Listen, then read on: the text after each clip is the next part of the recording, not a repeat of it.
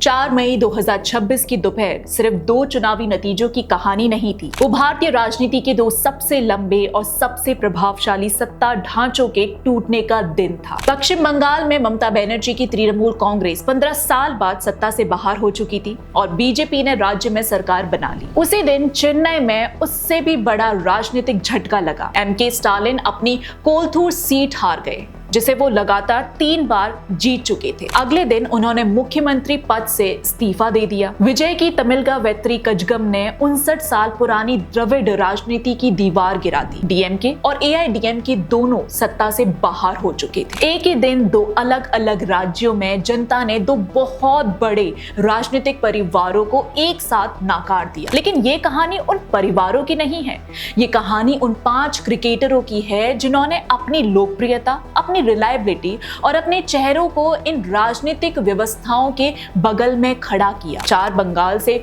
जुड़े हुए थे, 1 तमिलनाडु से। 5 ऐसे आदमी जिन्हें देश ने मैदान पर हीरो बनाया, जिन्हें लीडर कहा, जिनकी जीत पर जश्न मनाया। लेकिन राजनीति सिर्फ जीत और हार नहीं तोलती, राजनीति चरित्र तोलती है। मैदान पर जो आदमी कैप्टन कूल दिखता है, राजनीति में वही सबसे ज्यादा चुप नजर आ सकता है। मैदान पर जो दादा कहलाता है, राजनीति में वही सबसे ज्यादा सुविधाजनक साबित हो सकता है। और मैदान पर जो सबसे छोटा स्टार था, राजनीति शायद उसी को सबसे ईमानदार साबित कर देती है। पहली कहानी जिसकी जीत भी पराई थी। देखिए, मार्च 2024 में ममता बनर्जी ने एक ऐसा नाम घोषित किया जिसकी मांग बहरामपुर में किसी ने नहीं की थी। यूसुफ पठान, बड़ौदा का एक गुजराती क्रिकेटर जिसे सीधे मुर्शिदाबाद की मुस्लिम बहुल सीट पर उतार दिया गया। ये सिर्फ एक उम्मीदवार नहीं था, बल्कि एक राजनीतिक कैलकुलेशन था। एक मुस्लिम स्टार चेहरा, एक मुस्लिम बहुल सीट और उसके सामने कांग्रेस के 5 बार के सांसद अधीर रंजन चौधरी। पठान चुनाव जीत गए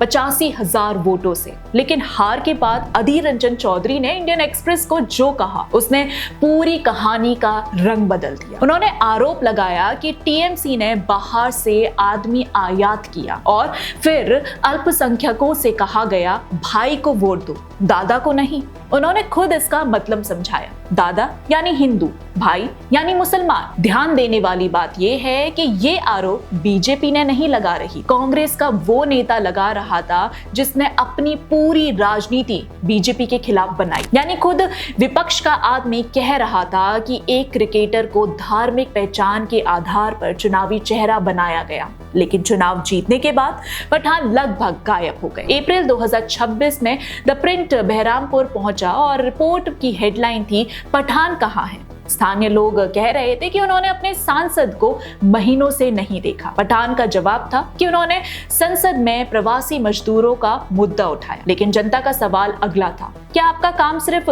चुनाव जीतना था? फिर 4 मई 2026 आया। बहरामपुर विधानसभा चुनाव में टीएमसी तीसरे स्थान पर पहुंच गई। बीजेपी के सुब्रता मैत्रा ने अधीर रंजन चौधरी को हरा दिया। यानी जिस जमीन ने 2 साल पहले एक क्रिकेट स्टार को सिर पर बैठाया था, वही जमीन उसकी पार्टी को 2 साल में नकार चुकी थी। राजनीति में इंपोर्टेड स्टार का वजन बहुत लंबा नहीं चलता। दूसरी कहानी, जो भीतर बैठा था और अब बोल रहा है। यूसुफ पठान को आप कह सकते हैं कि उनका रिश्ता टीएमसी से सतही था। पैराशूट कैंडिडेट थे, सत्ता पर रहे। लेकिन मनोज तिवारी का रिश्ता गहरा था। 5 साल का सरकार के अंदर का 2021 में मनोज तिवारी ने टीएमसी को ना नहीं कहा। शिवपुर सीट लड़ी, जीते और खेल राज्य मंत्री बनाए गए। वो सिर्फ पार्टी का समर्थन करने वाले क्रिकेटर नहीं थे, बल्कि सरकार के भीतर बैठे क्रिकेटर थे। 5 साल तक वो ममता बनर्जी की कैबिनेट का हिस्सा रहे। लेकिन 5 मई 2026 को सत्ता जाते ही उन्होंने वो बातें कही जो 5 साल तक बंद कमरों के भीतर थी। उन्होंने आरोप लगाया कि 2026 विधानसभा टिकट के लिए उनसे 5 करोड़ रुपए मांगे गए। उन्होंने कहा कि खेल मंत्री के रूप में उनके 5 साल चाय बिस्किट खाने में निकल गए। उन्होंने कहा कि जब उन्होंने शिवपुर की ड्रेनेज और सीवेज जैसी समस्याएं उठाने की कोशिश की तो ममता बनर्जी ने उन्हें बीच में रोक दिया और कहा, क्या मेरे पास और कोई काम नहीं है? उन्होंने टीएमसी को संकीर्ण मानसिकता वाली पार्टी कहा और टिकट वितरण में भ्रष्टाचार भ्रष्टाचार को हार का कारण बताया। सबसे अहम बात यह थी कि मनोज तिवारी बीजेपी में नहीं जा रहे थे, वो चुनाव नहीं लड़ रहे थे। उन्होंने बीसीसीआई लेवल 2 कोचिंग एग्जाम पास किया था और बंगाल रणजी टीम को कोच करना चाहते थे। यानी इन आरोपों से उन्हें कोई तत्काल राजनीतिक फायदा नहीं मिलने वाला था। फिर भी वो बोले और यही उन्हें खतरनाक गवाह बनाता है, क्योंकि बाहर बैठा आदमी अनुमान लगाता है, लेकिन भीतर बैठा आदमी अनुभव से बोलता है। पठान बाहर से आए थे, तिवारी भीतर से लौटे थे, और जो बात वो 5 साल तक नहीं कह पाए वो सत्ता गिरते ही बाहर आ गई। सबसे खतरनाक गवाह वो होता है जो भीतर से लौटा है। तीसरी कहानी, वो दादा जिसने हर पाले में जगह बनाई। पठान आयातीत थे, तिवारी इस्तेमाल हुए। अब उस तीसरे आदमी की बात। सौरव गांगुली की कहानी अलग है। वो सिर्फ क्रिकेटर नहीं है, बंगाल में वो एक सांस्कृतिक भावना है। दादा सिर्फ एक निकनेम नहीं बल्कि एक पहचान है। लेकिन सवाल उनकी कप्तानी पर नहीं है, सवाल उस नैतिक अधिकार पर है जो उन्हें क्रिकेट ने दिया, और फिर उस अधिकार का उन्होंने राजनीति के आसपास कैसे इस्तेमाल किया। अक्टूबर 2019 में गांगुली अमित शाह से मिले। अगले ही दिन वो निर्विरोध बीसीसीआई अध्यक्ष बन गए। उसी समय जय शाह बीसीसीआई सचिव बने। 2021 बंगाल चुनाव से पहले गांगुली ने नरेंद्र मोदी स्टेडियम के नामकरण पर मोदी और अमित शाह की तारीफ की। उस समय लगातार अटकलें चल रही थी कि वो बीजेपी का मुख्यमंत्री चेहरा बन सकते हैं, लेकिन बीजेपी बंगाल हार गई और गांगुली कहीं नहीं गए। फिर नवंबर 2023 में ममता बनर्जी ने उन्हें वेस्ट बंगाल का ब्रांड एम्बेसडर बना दिया। उन्होंने मुस्कुराते हुए ये भूमिका स्वीकार की। यही एक पैटर्न साफ दिखाई देता है। गांगुली की अपनी कोई स्थायी राजनीति नहीं दिखती, वो हमेशा उस सत्ता के बगल में दिखाई देते हैं जो उस समय जीत रही हो। फिर अगस्त 2024 में आरजीकर मेडिकल कॉलेज की ट्रेनी डॉक्टर का बलात्कार और हत्या हुई। पूरा बंगाल उबल रहा था। उस समय गांगुली की पहली प्रतिक्रिया क्या थी? उन्होंने कहा पश्चिम बंगाल को एक घटना से नहीं आंका जाना चाहिए। यानी उनकी पहली सहज प्रतिक्रिया राज्य का बचाव थी। बाद में उन्होंने ब्लैक डीपी लगाई, प्रदर्शन में गए, लेकिन वो सब बैकलैश के बाद हुआ। पहली प्रतिक्रिया हमेशा सबसे सच्ची होती है और पहली प्रतिक्रिया बचाव की थी, प्रतिरोध की नहीं। अब 4 मई 2026 को वही सरकार सत्ता से बाहर हो चुकी है जिसकी वो ब्रांड एम्बेसडर थे। सवाल अब यही है, क्या दादा नई सत्ता के बगल में नई जगह ढूंढ लेंगे? क्योंकि नैतिक अधिकार और सुविधा एक साथ नहीं चलते। चौथी कहानी, जिसने मुश्किल पक्ष चुना। 3 कहानियां, 3 सुविधाजनक रास्ते।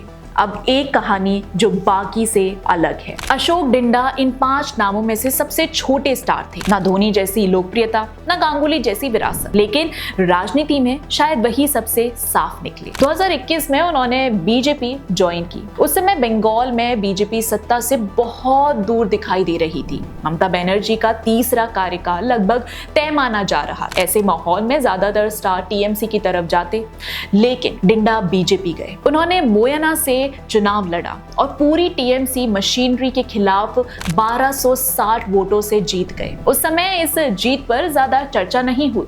तिवारी मंत्री बन गए थे, डिंडा विपक्ष में बैठे थे 5 साल तक बिना ग्लैमर के, बिना बड़ी मीडिया कवरेज के। फिर 4 मई 2026 आया और डिंडा दोबारा जीत गए। अब तुलना कीजिए, पठान एक बार जीते और गायब हो गए। तिवारी 5 साल मंत्री रहे और फिर अपनी ही पार्टी के खिलाफ बोलने लगे। गांगुली ने कोई चुनाव लड़ा ही नहीं, लेकिन डिंडा अकेले ऐसे आदमी निकले जिन्होंने जनता के सामने जाकर 2 बार भरोसा मांगा और 2 बार जीते। और सबसे दिलचस्प बात यही है कि जिसके पास सबसे कम क्रिकेटिंग स्टारडम था, उसने शायद उसका सबसे ईमानदार इस्तेमाल किया। 5वीं कहानी, और अब वो जो किसी का नहीं था, सबका था। 4 कहानियां बंगाल की हुई, 5वीं कहानी अलग है। 5वां क्रिकेटर बंगाल का नहीं है, तमिलनाडु का भी नहीं है। MS धोनी झारखंड के हैं, लेकिन उनका क्रिकेट पता 18 साल से चेन्नई का है। वो इस कहानी का सबसे जटिल नाम है। वो बंगाल के नहीं है, तमिलनाडु के भी नहीं है, लेकिन चेन्नई ने उन्हें 18 सालों में अपना बना लिया। धोनी ने कभी कोई पार्टी ज्वाइन नहीं की, कोई चुनाव नहीं लड़ा, खुद को राजनीति से दूर रखा। लेकिन सवाल ये है कि क्या सिर्फ पार्टी में शामिल ना होना अराजनीतिक होने के लिए काफी है? क्योंकि धोनी पूरी तरह गायब नहीं रहते, वो चुनिंदा जगहों पर दिखाई देते हैं। मार्च 2023 में उन्होंने एम.के. स्टालिन और उदयनिधि स्टालिन के साथ चेपॉक स्टेडियम में एम करुणानिधि स्टैंड का उद्घाटन किया। टीएनसीए ने पहली बार किसी राजनेता के नाम पर स्टैंड बनाया था और उसका क्रिकेटिंग चेहरा बने धोनी। फिर मई 2023 में उन्होंने तमिलनाडु सरकार की खेल योजना का लोगो लॉन्च किया। उसी मंच पर स्टालिन ने उन्हें तमिलनाडु का गोद लिया बेटा कहा। फिर सितंबर 2023 में उदयनिधि स्टालिन ने कहा कि सनातन धर्म को डेंगू और मलेरिया की तरह मिटा देना चाहिए। पूरे देश में विवाद हुआ, लेकिन धोनी ने ना दूरी बनाई ना मंच छोड़ा।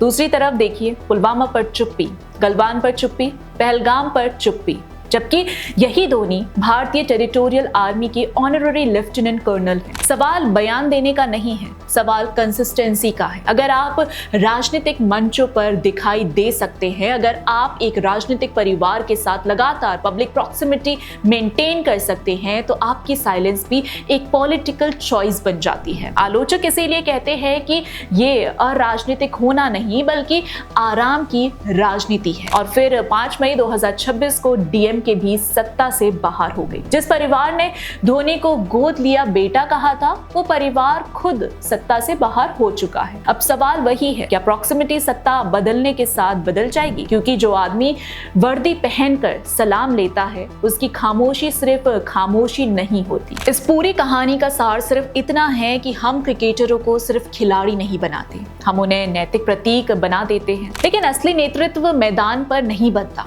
मैदान के बाहर परखा जाता है। जब कठिन पक्ष चुनना पड़े, जब बोलना महंगा हो और चुप रहना आसान। राजनीति इस देश का सबसे बेरहम तराजू है। ये सिर्फ नेताओं को नहीं तोलती, बल्कि उन लोगों को भी तोलती है जो नेताओं के बगल में खड़े होते हैं। 5 क्रिकेटरों ने 5 अलग रास्ते चुने। पठान ने इंपोर्टेड राजनीति चुनी, तिवारी ने भीतर की सच्चाई देखी, गांगुली ने सुविधा चुनी, धोनी ने सिलेक्टिव खामोशी चुनी और डिंडा ने कठिन रास्ता चुना। 4 मई 2026 के नतीजों ने इन सब का हिसाब एक साथ कर दिया। जिस पार्टी ने पठान को बनाया वो हार गई, जिस सरकार में तिवारी मंत्री थे वो चली गई, जिस ब्रांड के गांगुली एम्बेसडर थे वो ब्रांड गिर गया, जिस परिवार ने धोनी को गोद लिया बेटा कहा था वो सत्ता से बाहर हो गया। और इन सब के बीच सिर्फ अशोक डिंडा दोबारा जीतकर खड़े रहे। राजनीति आखिर में सिर्फ एक सवाल पूछती है, जब कीमत चुकानी थी तब आप किसके साथ खड़े थे? अब इस पूरी वीडियो को देखकर आपके जो विचार हैं कमेंट बॉक्स में जरूर बताइएगा, और वीडियो पसंद आई हो तो लाइक, शेयर